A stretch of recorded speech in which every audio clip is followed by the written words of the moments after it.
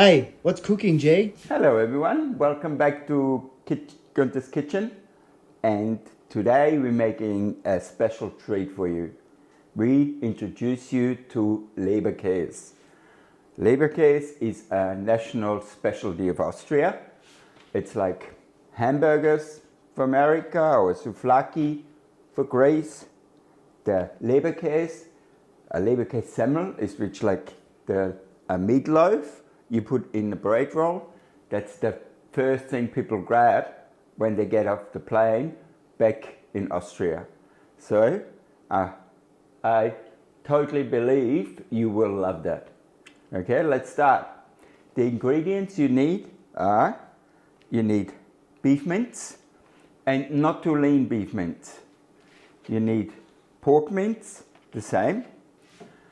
Then you will need some starch, like you need corn flour or maize or potato flour. You need salt. Normally you need purple salt, which is like saltpeter salt, but it's not really necessary and it's not that good for you. So we just use normal sea salt. We use baking powder and we use some bicarbonated soda. Then the spices you will need is pimento, or allspice called. Then you need garlic powder, you need onion powder, you need black pepper, and you need nutmeg. You also require ice cold water. So what I did is put the water jug 10 minutes in the freezer, and that's optional. You need a few drops of red coloring, or you can use beetroot juice, whatever you like. Or you don't use it all, then the meatloaf will be a little bit brown on the inside or gray. But if you make it for yourself, it really doesn't matter. It tastes the same.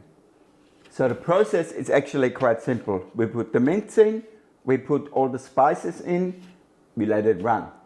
And then we let it run until it comes really smooth and like almost cakey, cake mix look like. And by the way, you don't have to use a fruit processor. You can also use a kitchen machine. Yeah, so it's really up to you. I like the fruit processor better because it makes the bread, which is the mix, what the mix is called, finer. Yeah, so let's put it all together. And it's always good. Make sure you get fresh mince, and then we just let it run for a second so it settles down a bit. The most important part when you make those is that the mince doesn't get hot. It has to stay cold. That's why we have got the ice water. So now we're adding the spices, we're adding the seasonings, and we're adding the starch.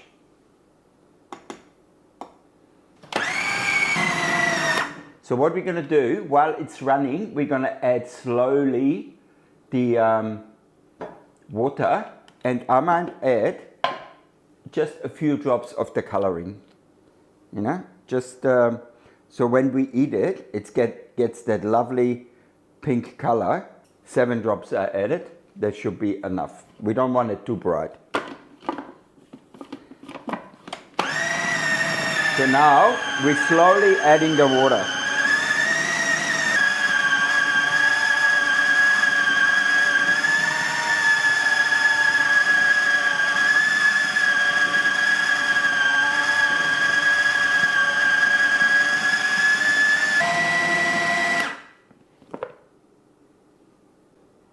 As you can see, it's all nicely combined and it's getting a bit fluffier. That's the way we like it. So now we let it run for another couple of minutes, and then we put it in our tin. As you saw, the mix is getting the right consistency. Now we just let it run for a bit more. It's really cold. So yeah.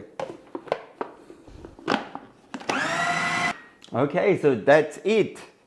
See, doesn't take long at all. Let it run for a little while. Clean the thing up. So now what I've got is I've got one of my baking tins. I use this normally for the bread. So the same with the bread, just grease it. I use butter, or you can use margarine if you like. So now we just transfer the whole thing into the tin.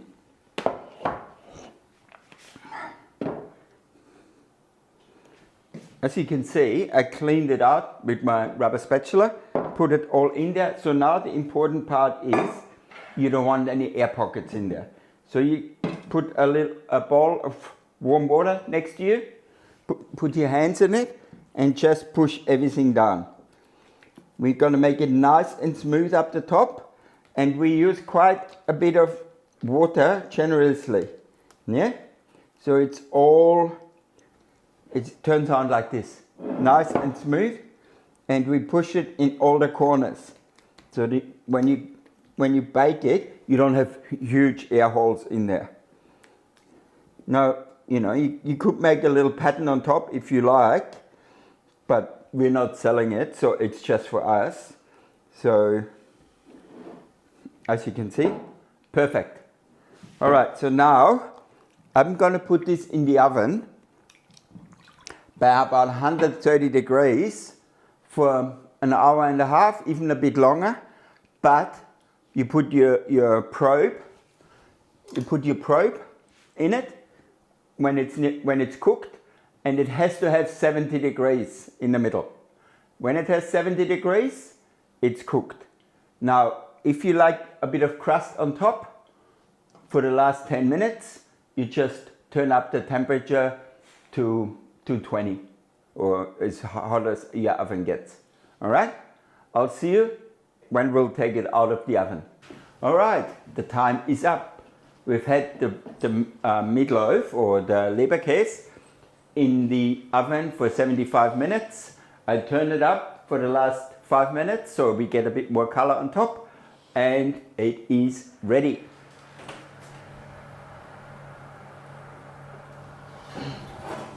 Oh, look at those. Just look at that. It has risen beautifully. A little bit of crust on top. And it smells to die for. It smells absolutely authentic. We'll let it cool down and then we'll try it.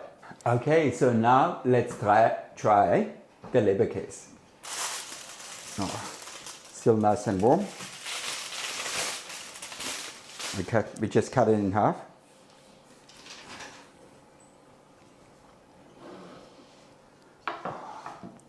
Look, nice. Could have had a little bit more color, but I don't mind. Like coloring I'm talking about. So if you don't put any coloring in, it will be gray all around or all the way through. You can see it's a bit pink here, so that's from the coloring. So now I'm salivating. Now let's try it.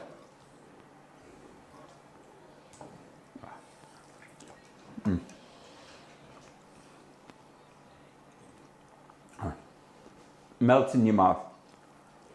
The thing we need now is a roll with it. Normally you have Kaiser rolls, put that in, nice thick piece, mustard or horseradish, whatever you like, but keep your eyes open. We're gonna make Mohnbeckel and some round rolls as well, and that's ideal for that, and they're very simple to make, and I've got a special guest for that. So keep your eyes open for that. It's coming up.